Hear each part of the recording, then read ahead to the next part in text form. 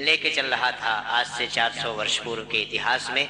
मैंने बताया कि दिल नाम के उस राजकुमार ने हुस्न नाम की उस राजकुमारी को पाने के लिए अपने अक्ल नाम के मित्र को भेजा।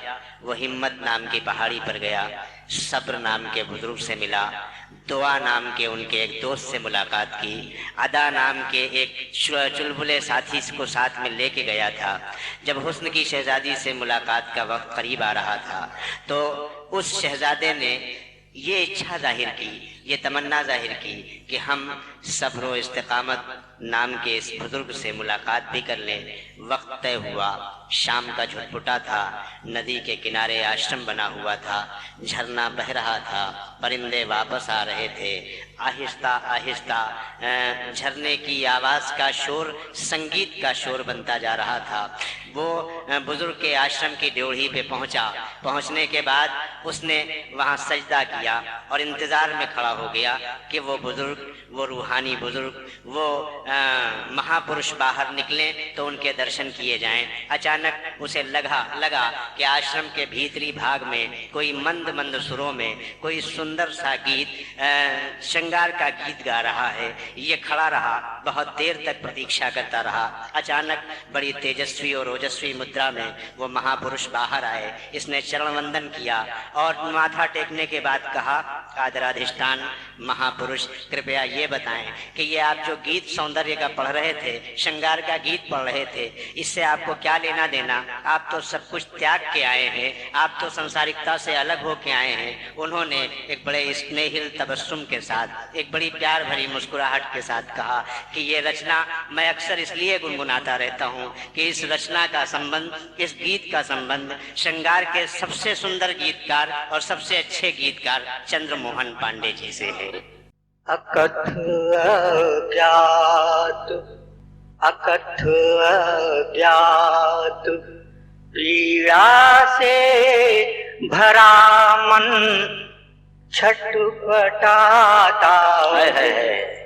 अकथ अज्ञात छटपटाता है, पीड़ा से भरा मन छटपटाता है। न तुम आए मगर प्रतिदिन तुम्हारा स्वप्न आता है। न तुम आए मगर प्रतिदिन तुम्हारा स्वप्न आता है। अकथ अज्ञात पीड़ा से बसंती मौसम वाले सुहाने दिन मधुर रातें। बसंती मौसम वाले सुहाने दिन मधुर रातें। नयन की व्यंजना से तृप्ति की वे अनकही बातें, अनकही बातें। कोई उन्मुक्त पंछी पिंजरे में कसमसाता है। कोई पंछी पिंजरे में कसमसाता है। न तुम आए मगर प्रतिदिन तुम्हारा स्वप्न आता है। एक दूसरा ये पूरा बंद से पढ़िए। वसंती मौसम वाले सुहाने दिन मधुर रातें। नयन की व्यंजना से तृप्ति की वे अनकही बातें, अनकही बातें। कोई उन्मुक्त पंछी पिंजरे में कसमसाता है। अरे बहुत सुंदर। ना तुम कोई पंछी पिंजरे में कसमसाता है, अपने आप में ये पूरा एक गीत है भाई। वाह वाह। तुम्हारी ऊष्मा मादक प्रणय प्रतिदान के वे पल, नहाई चांदनी सागात मधुमाते नयन चंचल, नयन चंचल। तुम्हारी ऊष्मा मादक प्रणय प्रतिदान के वे पल, नहान चंचल नयन चंचल। वही कमनीय छवि का दीप उर्मे जगमगाता है। वही कमनीय छवि का दीप उर्मे जगमगाता है। ना तुम आए खिले मुरझाए फिर लग रहे हैं रूप के मेले। खिले मुरझाए फिर लग रहे हैं रूप के मेले। त्रसित भ्रमरों ने कलियों संग मादक खेल है खेले, खेल है खेले। मुझे हर दृश्य में तुमसे मिलन का भ्रम सताता। हर दृश्य में तुमसे मिलन का भ्रम सताता है। ना तुम आए मगर प्रतिदिन तुम्हारा स्वप्न आता है। एक चित्र और। कभी लावण्य के सैलाब में तुमने डुबाया था। तुम्हारा वो मदिर उन्माद नस नस में समाया था। कोई विश्वास देकर यूं नहीं विष घट पिलाता है। न तुम आए मगर प्रतिदिन तुम्हारा स्वप्न आता है। और इस पन पर मैं विशेष तौर पर जी श्रद्धेय हुजूर साहब का ध्यान चाहूंगा। हृदय की झील के तल पर तरंगों सी उठे यादें। हृदय की झील के तल पर तरंगों सी उठे यादें। तुम्हारे अनगिनत प्रतिबिंब चारों ओर पहरा दे। तुम्हारे अनगिनत प्रतिबिंब। शत्रुघ्न जी, अरे भाई क्या बात है, बंद कह रहे हो।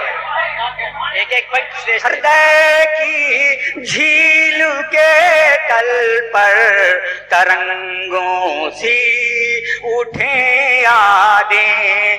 तुम्हारे अनगिनत प्रतिबिंब चारों ओर पहरा दे, चारों ओर पहरा दे। फंसा तूफान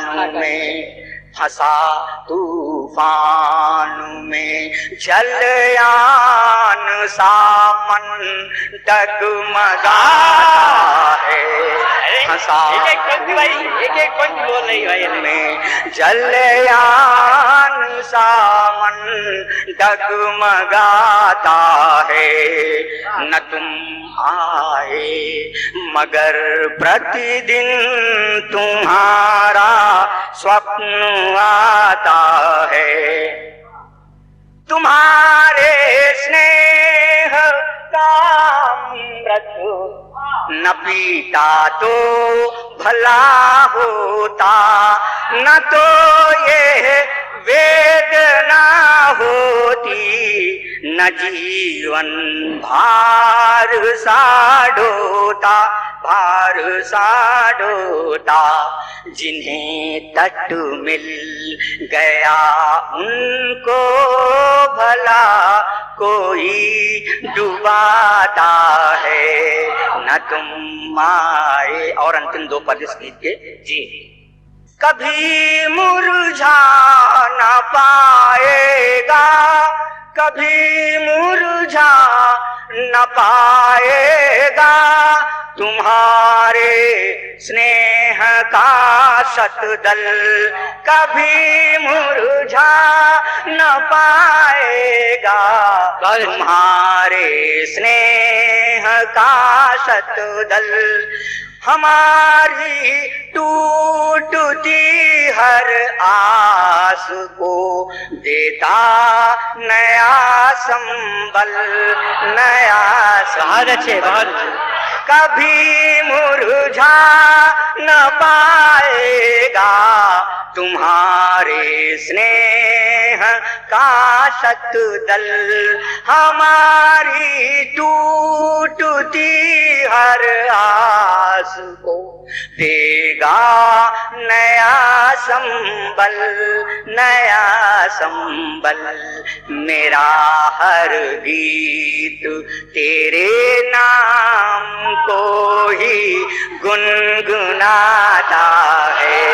मेरा हर गीत तेरे नाम को ही गुनगुनाता है। न तुम आए मगर प्रतिदिन। और अंतिम पद। मेरे आहत स्वरों से मोम बन पाषाण पिघलेगा। मेरे आहत स्वरों से मोम बन पाषाण पिघलेगा। मगर क्या दर्द से मेरे न उनका मन पसीजेगा।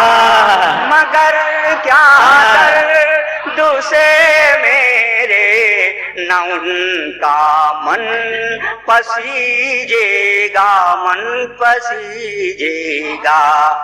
कोई मन मीत, कोई मन मीत ऐसे तो नहीं आंखें चुरा। न तुम आए मगर प्रतिदिन तुम्हारा स्वप्न। बहुत अच्छा गीत पढ़ा, बहुत अच्छा। चंद्रमोहन पांडे जी अपना गीत प्रस्तुत कर रहे थे।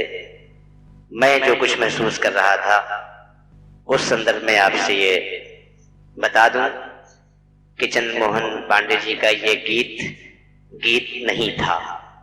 मैं अपनी पूरी शैक्षिक योग्यताओं को सामने रख के और पूरी जिम्मेदारी से ये कह रहा हूं कि चंद्रमोहन पांडे जी का ये गीत नहीं था।